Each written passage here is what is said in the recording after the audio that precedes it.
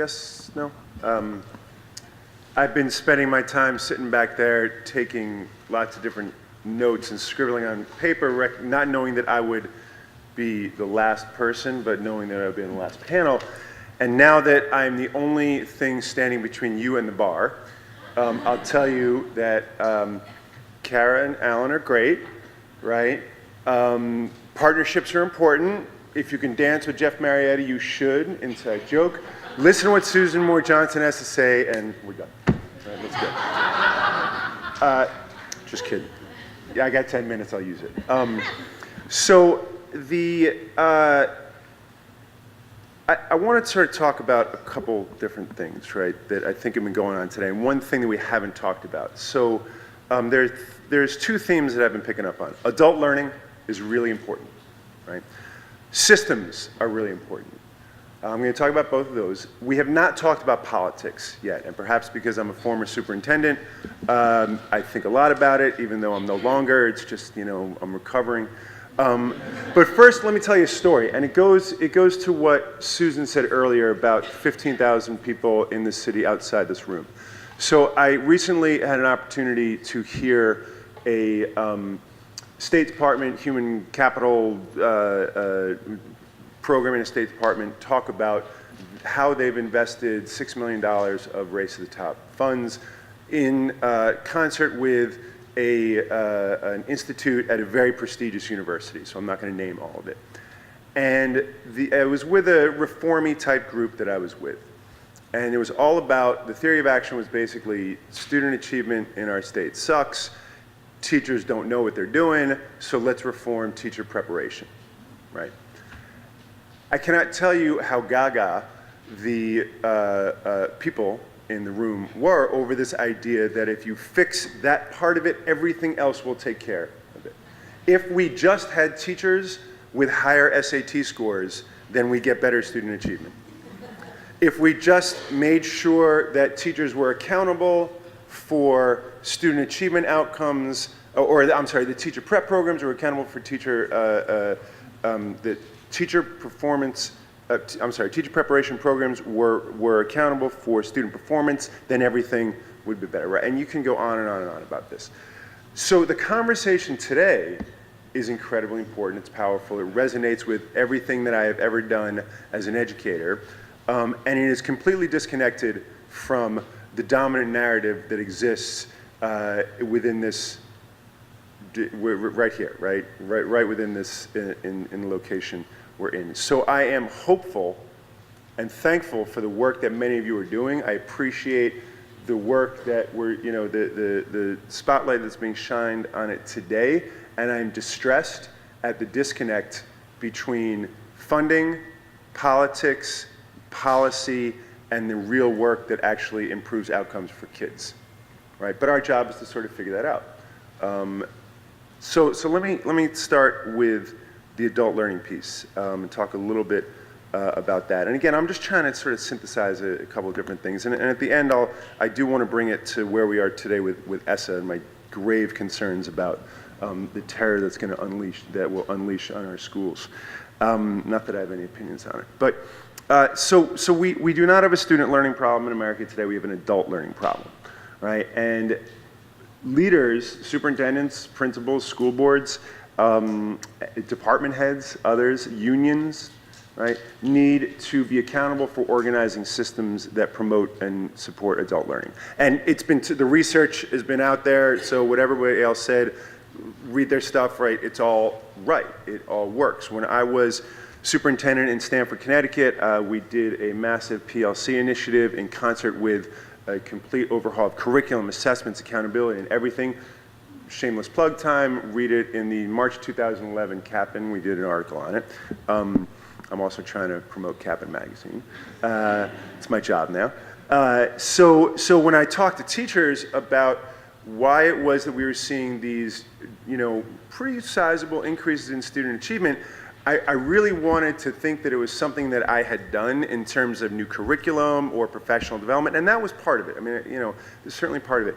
But they said, look, the professional learning communities were actually what really helped us turn the corner. But what we did was create accountability for it. So it wasn't just time. right? It was also about what are you doing? So this then goes into some of the systems questions. If a principal is not being evaluated on the extent, on their schedule, and they don't have the resources and the knowledge to actually schedule well so that there is professional learning time or professional learning communities, if they're not being evaluated on the artifacts that are being discussed, you mentioned the data, right? If that's not part of it, you can't just say, well, create professional learning communities and it works. You actually have to evaluate a principal on that. You have to support them. You have to hold them accountable for it. So the superintendent or the deputy has to have principal supervisors and principal managers that know how to coach principals so that they can create those conditions. You can see how all those kinds of things connect. So if we're gonna sort of understand that human capital development is a much more important way to think about our work than human capital deployment, and the last 15 years has been about human capital deployment, right? Find me a rock star teacher, find me a rock star principal, put them somewhere, and if they don't work out, move them out and I'll bring in somebody else, right? That's the sort of human capital deployment approach, when in fact what we need is a human capital development one. But if we're going to do that, you have to think about how all those different pieces connect and what you're actually asking people to do on a daily basis. And I do believe, frankly, that it's the principal that is the key player in creating those conditions. Other elements of the system that are incredibly important are the accountability measures that exist and the metrics that are being used. So one thing that I'm a huge believer of and we heard about before is that people should be happy. I think you just mentioned it, Karen, right? People should be happy in schools. And that's a nice thing, but you can actually measure that, right? So we used, when I was in Montgomery County, we used the Gallup Q12 survey, which is a great survey of engagement. And it was very public, and I was accountable for it, everybody in central office and every principal. And it measures in a simple survey the extent to which people in your school community are engaged in the work. Now, when I left, of course, they took it out because principals didn't want to be accountable for that, right? Particularly, excuse me, because the prior orientation was around test scores, excuse me. And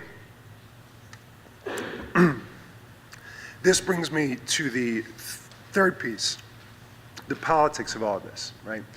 So I once had a county council member, and a lot of folks don't understand how important the funding authority is. You can do whatever you want, you can try to do it, but if the people who are actually allocating the tax dollars don't support and recognize what it is you want to do, you're not going to get the money to do it, even if the school board supports it. I once had a county council member say, when we were talking about the idea that kids should be happy, and they should be hopeful, and they should get good student achievement, they are not mutually exclusive, said publicly in the newspaper, hope is not a strategy to eliminate the achievement gap. When actually we know that if kids are really hopeful and feel engaged, they're going to do better in school. The research will tell you that. But what people want is a 10-point plan from the superintendent that shows exactly what you're going to do to increase test scores by having extended days, increase test scores by evaluating teachers more harshly. You can, all these if there were just arguments, right, that you can create. I once had a school board member say when we were going through, after we went from a 150-page strategic plan that identified every single metric that anybody could use, and I said, you know what we need is a framework to spur and spark innovation with clear accountability metrics and absolute expectations for what teachers should know and be able to do in service of kids and what students should know and be able to do in the 21st century. I had a school board member say, well, in order to improve outcomes, maybe we just need to tell the principals we're really serious this time. Right? And this is actually a pretty good school board member. So I can't, I want to help folks, I want you to think about the distressing disconnect between what we know actually works in schools and the politics that are completely opposed to that. And all the conversation has been about the need to manage inward and to organize all that. But so much of it is managing outward, because if funders and policymakers are thinking about these very simplistic, if there were just arguments that somehow will turn schools around, the incredibly powerful work that's being done in this room and being done by so many people and is real, right, that we know works, falls on deaf ears.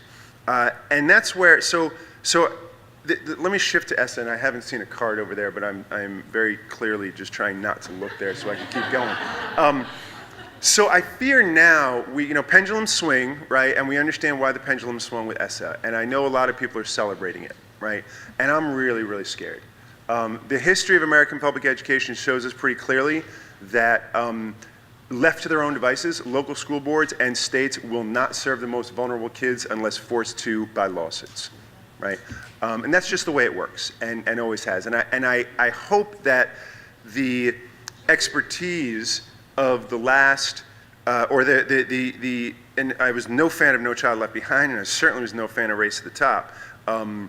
But I'm hoping that there are enough people in states and school systems that understand the urgency of dealing with issues of race and dealing with issues of equity and dealing with issues of community engagement and certainly dealing with issues of academic achievement. But at the same time, school districts in general have about 1/4% of their budgets are spent on research and development. State departments have been decimated. There's just nobody left in them, and they pay about 20% less than school districts do. And so the imagination and the capacity aren't there in ways that we wish they were. And students are still going to be taking state standardized test scores every year. The local newspaper will report on it every year, and there are still an enormous number of funders and others who are still wedded to the reform agenda of the last 15 years. So while I am incredibly hopeful that there are people out there who can show that we can do this work in some creative and innovative ways, I am deathly afraid that we are going to just lose the momentum on accountability for the right things, right? And I'm a recovering accountability guy, as well as I'm recovering lots of things, superintendent.